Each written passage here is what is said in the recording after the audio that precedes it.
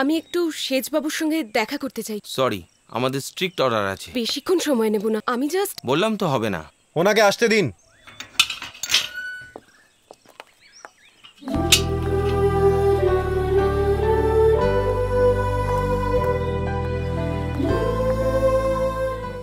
নমস্কার। আপনি আমাকে চিনবেন না, আমি কিন্তু আপনাকে চিনি। আপনি এখানকার নতুন সেজবাবু। আমি মিঠু, সূর্যনগর মাধ্যমিক স্কুলের ইতিহাসের টিচার। নমস্কার। মিলন যেটা করেছে অন্যায় করেছে। আমরা খুব অসহায়। একটু একটু করে হারাতে হারাতে আজ আমরা সর্বহারা।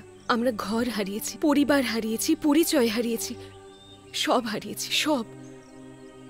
ওই ব্যারেজটা আমাদের জীবনে একটা অভিশাপ। আর তারপর আপনার মতন একের পর এক সেজবাবু এসেছেন আর মিথ্যে প্রতিশ্রুতি দিয়েছেন। ঠকতে ঠকতে আমাদের জীবন থেকে শ্রদ্ধা, ভালোবাসা, বিশ্বাস শব্দগুলো মুছে গেছে প্রতীকবাবু। মিলন এমন ছিল না জানেন, একদম অন্যরকম ছিল মিলন। বাবা ছাড়ো না। আরে আমি করছি, তুই ওদিকটা দেখ। তুমি আমাকে ছাড়ো, ঘুড়ির লড়াই হবে, ঘুড়ির লড়াই। ভাব বেটার একই মঞ্জার সুতো। কি আনলি আবার ওটা? ঘাস। দাঁড়া দাঁড়া, চেপে ধর, চেপে ধর। আমি যখন মরে যাবো তখন কি করবি রে? সবই ঠিক চলছিল, কিন্তু 5 বছর আগে একদিন হঠাৎ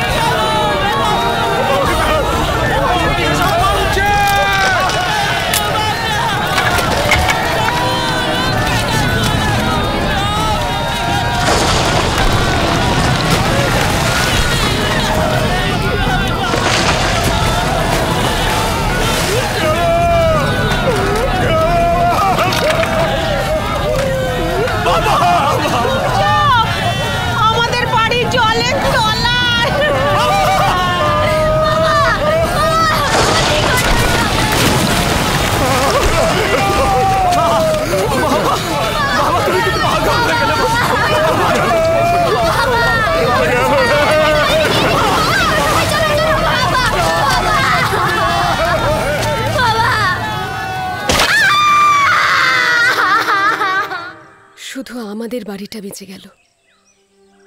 রাতে খবর এলো মিলনের বাবা আম গাছে গলায় দড়ি দিয়ে সুইসাইড করেছে। বাঁশের আঘাতে বোনটা সারা জীবনের মতন পঙ্গু হয়ে গেল। এইভাবে ভাঙন আমাদের ভেঙে দিয়ে গেছে বারবার।